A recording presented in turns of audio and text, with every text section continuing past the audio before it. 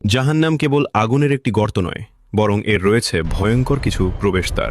প্রতিটি দরজা নির্দিষ্ট ধরনের গুনাহগারদের জন্য অপেক্ষা করছে। পবিত্র কুরআন জাহান্নামকে কেবল নার বা আগুন বলেনি, বরং পাপের ধরন অনুযায়ী এর ভিন্ন ভিন্ন নাম ও স্তর বর্ণনা করেছে।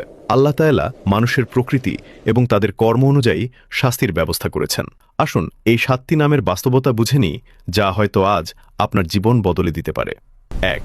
জাহান্নাম। এটি সবচেয়ে পরিচিত নাম। এর শাব্দিক অর্থ হল অত্যন্ত গভীর খাদ। এটি মূলত সেই সব মানুষের ঠিকানা হবে যাদের পাপের পাল্লা তাদের নেকির চেয়ে ভারী হয়ে যাবে। ২. লাজা। এটি এমন এক লেলিহান শিখা যা শরীরের চামড়া পুড়িয়ে আলাদা করে দেবে। জানেন এটি কাদের জন্য? এটি তাদের জন্য যারা সত্য থেকে মুখ ফিরিয়ে নিয়েছিল এবং কেবল সম্পদ জমা করে সিন্ধুকে বন্দী করে রেখেছিল, কিন্তু এতিম ও দরিদ্রদের হক আদায় করেনি। ৩. আল হুতামা। এই নামটি সবচেয়ে বেশি ভয় জাগানিয়া। সূরা আল হুমাজাহতে আল্লাহ বলেছেন, হুতামা হল সেই আগুন যা হাড় চূর্ণ বিচূর্ণ করে সরাসরি হৃদয়ে গিয়ে পৌঁছাবে এবং কলিজাকে দগ্ধ করবে। এই আযাব তাদের জন্য যারা দুনিয়াতে মানুষের গীবত করত, মানুষকে খোঁটা দিত এবং অন্যের সম্মানহানি করত। আজকের সমাজে এটি একটি ক্যান্সারের মতো ছড়িয়ে পড়েছে। ৪. সাইর। এটি প্রচণ্ড উত্তপ্ত অগ্নিশিখা। এটি শয়তান এবং সেই সব মানুষের জন্য যারা আল্লাহর আয়াত নিয়ে উপহাস করত এবং নিজেদের জ্ঞানকেই সবকিছু মনে করত। ৫. সাকার। আমার ভাই ও বোনেরা, এই নামটি খুব মনোযোগ দিয়ে শুনুন। সূরা আল মুদ্দাসসিরে যখন জাহান্নামীদের জিজ্ঞাসা করা হবে, কিসে তোমাদের সাকারে নিক্ষেপ করল, তারা প্রথম উত্তর দেবে, লাম নাকু মিনাল মুসাল্লিন, অর্থাৎ আমরা নামাজ পড়তাম না। বেনামাজিদের ঠিকানা হল সাকার, যা মানুষকে জীবিতও রাখবে না, আবার মরতেও দেবে না, কেবল জ্বালিয়ে কয়লা করে দেবে। ৬. আল জাহিম। এটি একটি প্রজ্বলিত আগুনের চুল্লি।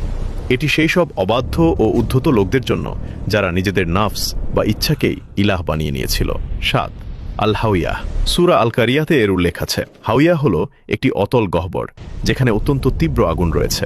এটি সেই সব হতভাগাদের জন্য কেয়ামতের দিন যাদের আমলের পাল্লা হালকা হয়ে যাবে। আমাদের করণীয় চিন্তা করে দেখুন, আল্লাহ কেন এইগুলোকে এই নাম দিয়েছেন? আল্লাহ কেন এই ৭টি স্তর বানিয়েছেন? কারণ আল্লাহ পরম ন্যায় বিচারক। মানুষের মনে কষ্ট দেওয়া, নামাজ ত্যাগ করা আর এতিমের সম্পদ ভক্ষণ করা সবই আলাদা অপরাধ, তাই তাদের শাস্তির স্তরও আলাদা। আজ আমরা গীবত করাকে টাইম পাস মনে করি, কিন্তু ভুলে যাই যে হুতামাহ আমাদের জন্য অপেক্ষা করছে। আমরা নামাজে অলসতা করি, কিন্তু সাকারের তীব্রতার কথা ভুলে যাই। এটি কেবল ভয় দেখানো নয়, বরং এটি সেই চিন্তা যা একজন মুমিনকে গুনাহ থেকে দূরে রাখে। তবে হতাশ হবেন না, যতক্ষণ শ্বাস আছে তওবার দরজা খোলা আছে। আল্লাহ তার বান্দাদের পোড়াতে চান না, তিনি কেবল চান আমরা যেন তার পথে ফিরে আসি। আমাদের প্রিয় নবী হযরত মুহাম্মদ সাল্লাল্লাহু আলাইহি ওয়াসাল্লাম আমাদের একটি দোয়া শিখিয়েছেন। আমার সাথে